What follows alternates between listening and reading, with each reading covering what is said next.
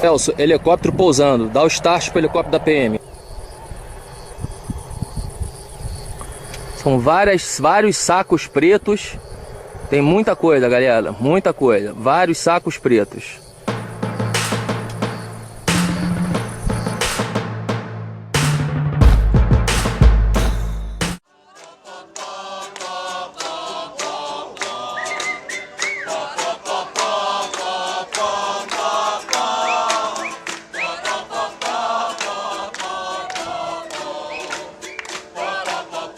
A Polícia Federal e a Polícia Militar do Espírito Santo divulgaram que no dia 24, divulgaram no dia 25, uma segunda-feira, que na véspera tinham feito uma apreensão de 445 quilos de pasta base de cocaína que tinham sido transportados por um helicóptero. Aí a grande surpresa da ocasião foi que se soube que esse helicóptero pertencia ou pertence à família Perrella. Os políticos envolvidos são políticos importantes em Minas Gerais, são políticos conhecidos pelas ligações que têm com uma pessoa que se apresenta hoje como candidato a presidente da República. Define uma palavra, cruzeiro. Uma palavra só. Paixão. Dinastia. Perrella? Aécio Neves. Amigo. O helicóptero do deputado Gustavo Perrella, filho de Zezé Perrella, saiu do Paraguai, fez um pouso em hotel fazenda de luxo em Jarinu, interior de São Paulo, onde deixou uma parte da droga, e no dia seguinte pousou em uma fazenda em Afonso Cláudio, Espírito Santo, onde houve o flagrante. Foram presos o piloto Rogério Almeida Antunes, funcionário da Assembleia Legislativa de Minas Gerais, o copiloto Alexandre José de Oliveira Júnior, o empresário Robson Ferreira Dias e o jardineiro Diélio Rodrigues. É a segunda maior apreensão de droga lá do Espírito Santo, uma das maiores que já houve no Brasil, de quase meia tonelada de pasta base de cocaína. Ihu! É, estilo tu é doido, maluco. Essa investigação, vou dizer, é uma pena que ela acabou, que a Polícia Federal fez questão de livrar todo mundo, que o procurador saiu, mas o maior prejuízo é que ela realmente poderia contar melhor a história do tráfico no Brasil. Será que tem muita droga aí, meu irmão? Tem. Vamos lá, a gente vai lá, a gente precisa fazer uma cópia, daquele 20, Há uma tendência muito grande do processo ser anulado. E ele sendo anulado, o helicóptero perde a razão de ser. É como se não tivesse havido esse tráfico. Nos dias seguintes ao da apreensão, ao da divulgação pela Polícia Federal, os fatos foram todos jornalisticamente, os fatos divulgados, jornalisticamente muito relevantes, surpreendentes. Então você descobre que o piloto ele era funcionário da Assembleia Legislativa de Minas Gerais. O próprio deputado autorizou o transporte, dizendo que não sabia do que se tratava, mas autorizou que se fizesse esse transporte.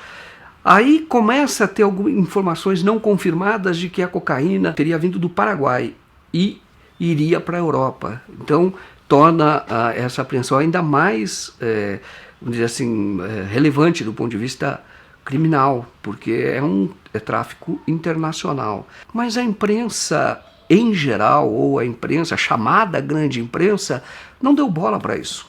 Não deu bola. Ela tentou esconder o caso, esconder rapidamente, falava muito pouco, não falava muito das ligações políticas do senador Zezé Perrella. Não houve divulgação na mídia impressa, por exemplo, ou na televisão da liberação dos traficantes.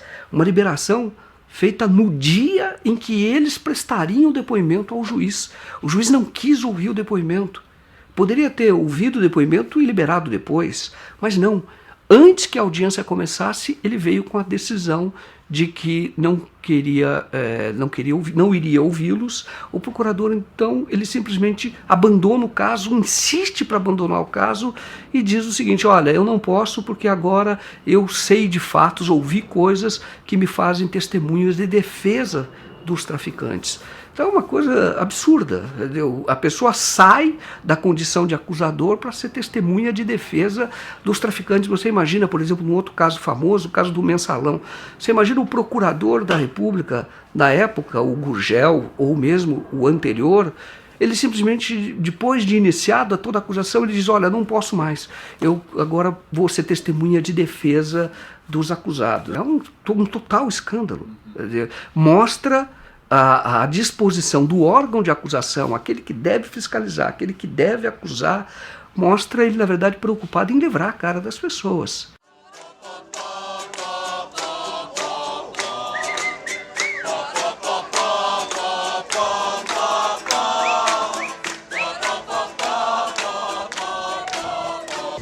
Várias investigações em curso, com provas, inclusive, sobre a relação dessa família Perrella, tanto o Gustavo como o Zezé, com várias ações ilícitas. E isso já é, sim, material suficiente para abrir uma investigação, uma CPI, aqui nessa casa, para poder investigar isso. A questão da carne adulterada com água congelada, ela não é mais falada em canto nenhum.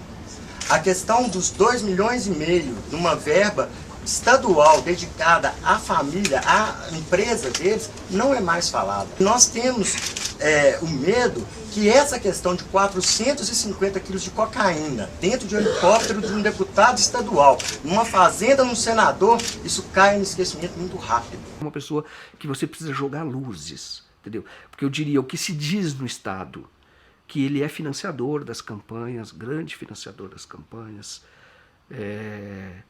ele tem casos, processos hoje respondendo no Ministério Público por improbidade administrativa, porque as empresas que ele tem prestam serviços para o governo do Estado a preços superfaturados. Suspeita de irregularidades no enriquecimento do suplente de senador em Minas e presidente do Cruzeiro, Zezé Perrella. O Ministério Público quer saber como ele conseguiu comprar uma fazenda avaliada em 60 milhões de reais. Na propriedade, o Cartola planta e estoca grãos, tem uma floresta de eucalipto, uma fábrica de ração, cria gado e suínos. A sede, ampla e luxuosa, tem piscina e pista de pouso para aviões com até 15 passageiros. Hoje, a remuneração bruta de um deputado estadual é de R$23 mil. Perrella ocupou uma cadeira na Assembleia Legislativa de 2006 a 2010. Também foi deputado federal de 99 a 2003. O Ministério Público quer saber de onde veio o dinheiro para o patrimônio se multiplicar tão rápido. O senador Aécio Neves impôs ao ex-presidente Itamar Franco, quando candidato ao Senado, que tivesse como suplente o Zezé Perrella. Consta que o Itamar Franco não queria, mas até para ser eleito foi uma exigência do Aécio. Como é que é a história da fazenda? A minha fazenda fica a 300 e poucos quilômetros. Essa aqui saiu na televisão aí, que a Record mostrou. Na Record? Eu ia sempre de avião, porque eu estou a 40 e poucos quilômetros de 4 cidades, né? Por terra. E quando você vai de carro, você tem que atravessar balsa, essas coisas todas.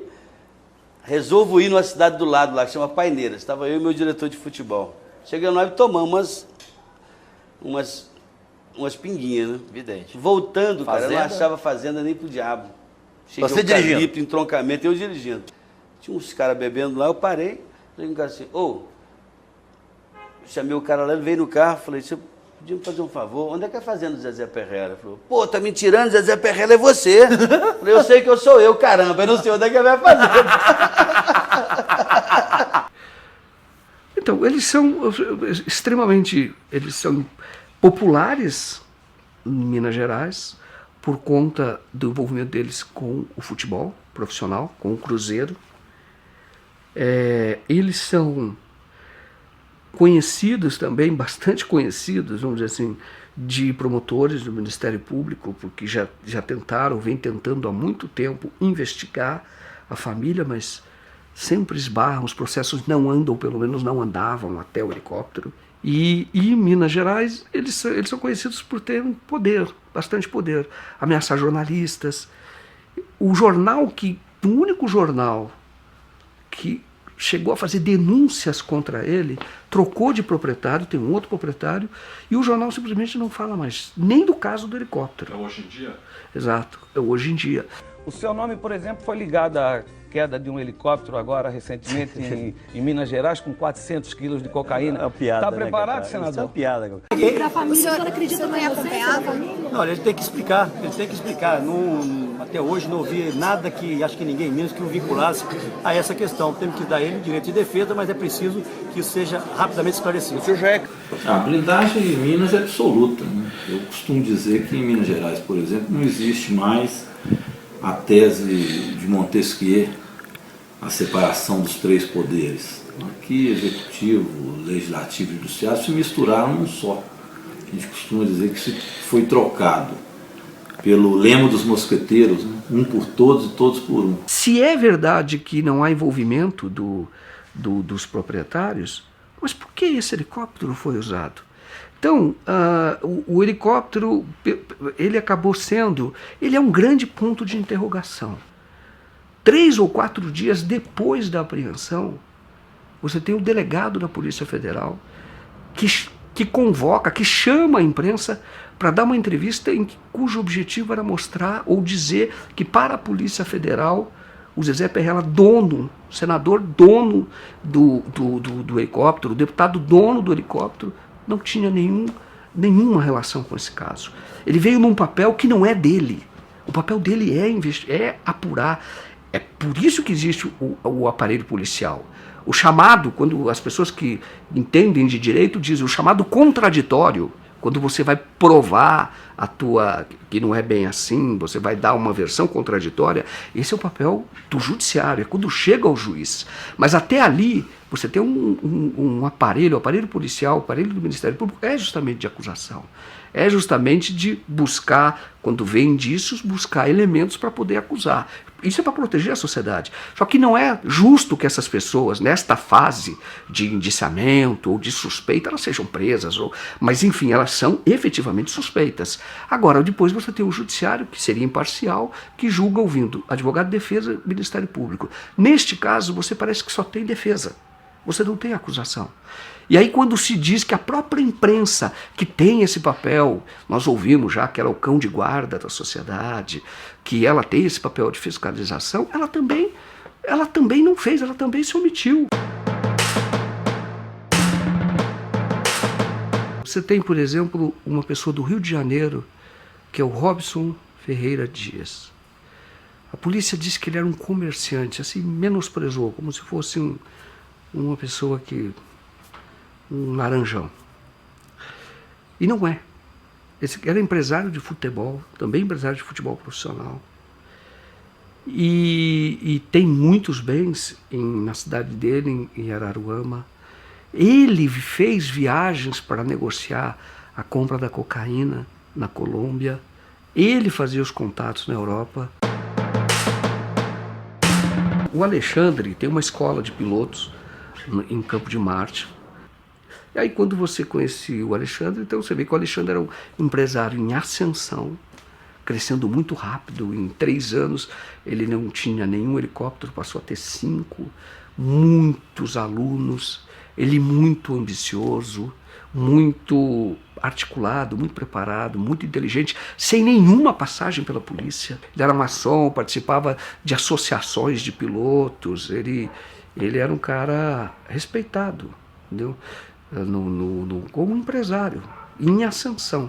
26 anos e um empresário. Deu entrevista em rede nacional.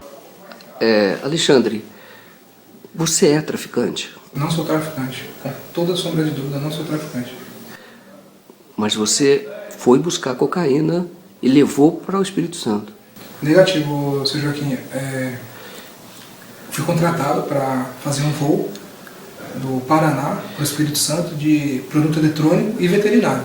Em momento algum nós tínhamos conhecimento que estávamos transportando cocaína. Nem eu e nem o outro piloto, o Rogério. O senhor acha que foi usado? Com certeza foi usado. Com que objetivo? Olha, eu não sei te dizer, mas eu acredito que qualquer piloto que soubesse que estivesse transportando cocaína não pousaria em nenhum aeroporto controlado. Você entendeu? A gente pousou em Avaré, pousamos em Divinópolis, Você entendeu? Com conhecimento da carga, se tivéssemos o conhecimento, a gente não pousaria em nenhum aeroporto. Agora, Alexandre, de qualquer forma, pelas fotos que a gente vê, eram tabletes ali de cocaína. Pelo menos vê lá no porta-malas do carro, vê no banco de trás. Isso eles abriram as malas para jogar no carro. Mas quando saiu da aeronave, tanto no vídeo da Polícia Federal, estava tudo em sacos pretos, né? Estava em malas pretas e caixas, né? Então eu acredito que eles rasgaram para jogar no carro, né? Para caber, até porque o volume era... E quando você viu? Aí a gente se desesperou, tanto eu como o Rogério, né? Os dois correram para abastecer. Só que aí então a aeronave já tinha sido desligada, né? Se a gente tivesse conhecimento, a gente não ia desligar. A aeronave não precisa ser desligada para abastecer. A gente poderia abastecer. Se a gente tivesse conhecimento do que era, a gente ia abastecer a aeronave acionado. A gente cortou a aeronave, desceu, foi buscar o combustível. Ninguém estava... em momento algum a gente tinha ciência do que se tratava. Só quando eles começaram a abrir. Aí bateu o desespero. Só que quando a gente viu o que era, já começou a chegar a polícia, né? Agora, Alexandre, tem uma mensagem que é trocada por o piloto, pelo Rogério, com o primo dele, em que ele diz que estava transportando coca. E tira até uma foto. E transmite uma foto. Eu não tive acesso a isso, eu não vi. O que eu posso garantir é que a mercadoria veio toda em malas e caixas fechadas. A gente não tocou em nada, a gente não carregou a aeronave em momento algum. E qual era a linha de defesa do senhor? A nossa linha era justamente isso aí. Que ele não tivesse conhecimento que era droga. Seria isso aí tentar saber que ele é primário, é uma pessoa que nunca se envolveu com crime. É um empresário. Para nós foi surpresa também. O que o senhor acha que vai dar esse processo?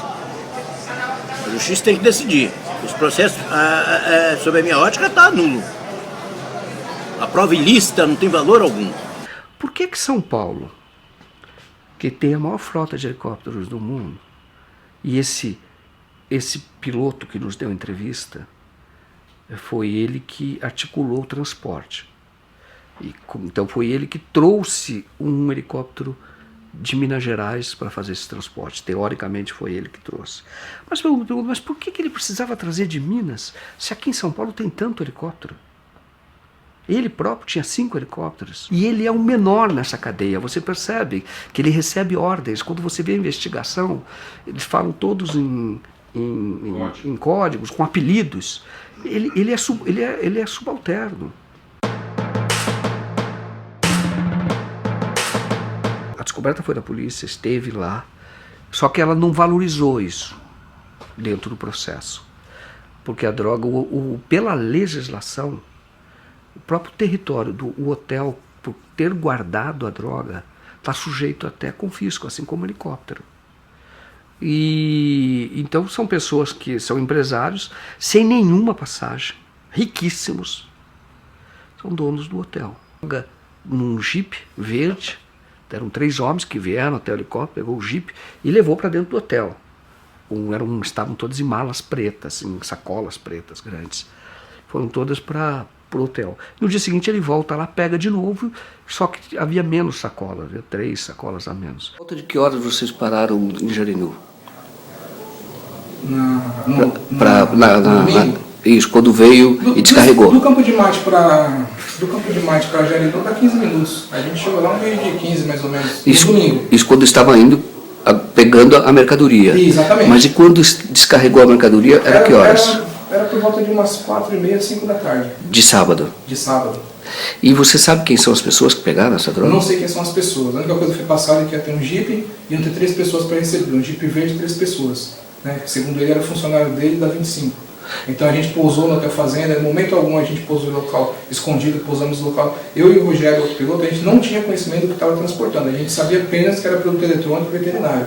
Em momento algum a gente desconfiou que era droga.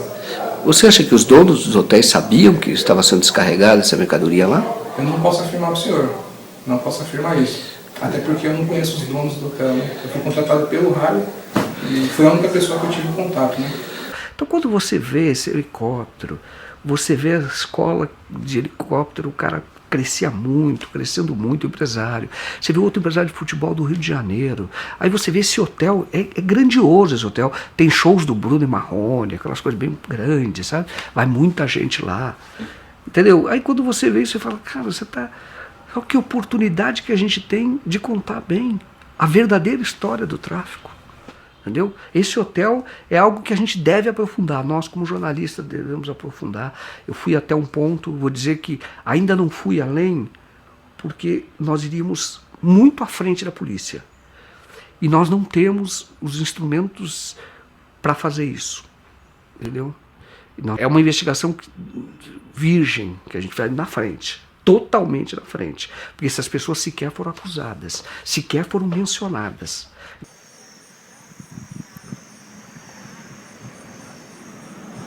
Afonso Cláudio, ela vive assim. Afonso Cláudio é uma cidade pequena, uma cidade de 30 mil habitantes, de atividade agrícola assim, intensa, cidade de morros. E de repente um helicóptero aparece lá, de um senador de um outro estado, que para eles, Espírito Santo é um estado muito pequenininho, eles veem Minas Gerais como uma potência, entendeu? Uma grande potência. Então vem de lá com quase meia tonelada de cocaína, de pasta base de cocaína. O próprio juiz, com quem eu conversei longamente, ele recebeu a visita da DEA, agentes americanos, justamente para dizer, primeiro, o Brasil é a porta de entrada de droga para a Europa. Segundo, o Espírito Santo, o Porto do Espírito Santo, é muito usado por isso. Meia tonelada de pasta base, que custa, na ponta inicial do tráfico, as pessoas falam entre 4 e 6 milhões. E que você pode render lá fora, depois que você faz a mistura, uma cocaína de qualidade na Europa, as pessoas falam que renderia pelo menos 50 milhões. A investigação mostra isso, que eles tinham contato com uma pessoa chamada Jimmy, que era de Amsterdã, e eles estavam negociando o envio para lá de convites, eles chamam convites.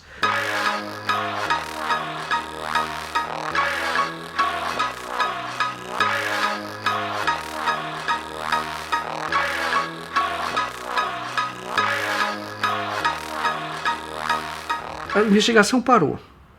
Os caras foram soltos.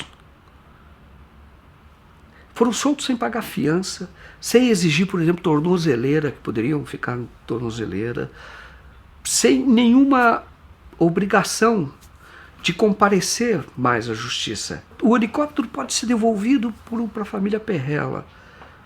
A droga vai ser queimada, mas ninguém tem certeza que se o que vai ser queimado será a mesma droga. Aí diz, olha, e como é que fica a sociedade? Por que estamos fazendo tudo isso?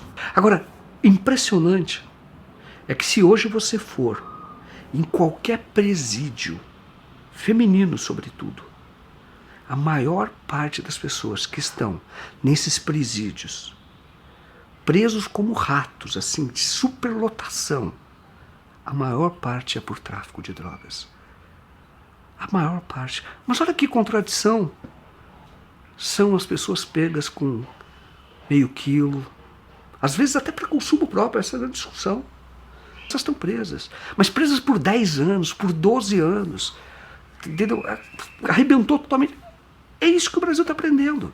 Então, como é que o senhor, como político, recebeu aquela apreensão de drogas no Espírito Santo? Como é que Minas tem tratado isso? O que nos choca nisso são as diferenças de tratamento. Nem o piloto, após um flagrante de 445 quilos de pasta base de cocaína, nem o piloto está preso, que foi pego em flagrante. Mas nós temos um jornalista que, por editar matérias que não são do interesse do senador Aécio Neves, está preso há mais de 4 meses, doente, teve infarto, está na enfermaria do hospital, não foi condenado a absolutamente nada, está preso. Nós temos ainda em Minas Gerais, já condenado por 102 anos de cadeia, assassinos e o mandante do assassinato da chacina de Unai, que assassinaram na época 7 sem-terras. Eles já foram condenados a mais de 100 anos de cadeia, estão soltos por habeas corpus, que lhes dá o direito de responder. Aliás, já foram condenados, estão em liberdade para fazer o recurso deles em liberdade, já condenados. Esses conseguiram habeas corpus. E o jornalista não consegue um habeas corpus. Então nós temos aqui preso político, nitidamente preso político. Aqui está tudo dominado. Tudo é feito em torno do senador Aécio Neves. Virou uma espécie de imperador. Zezé, a maior torcida de Minas é a do Atlético. Não tem nem comparação, né, Calil? A do Cruzeiro é muito maior. E a camisa mais linda do Brasil também é do Atlético. É isso, rapaz. Azul é azul. Desculpe, mas quer ver eu acabar fácil com essa discussão? Para vocês, quem vai ser o melhor governador para Minas? Anastasia, porque a Anastasia tá com a Aécio desde o primeiro dia. E ajudou Minas a crescer, né? Esse caso do Helicoca foi, na verdade, um grande aviso. Olha, o crime compensa. O grande crime compensa no Brasil.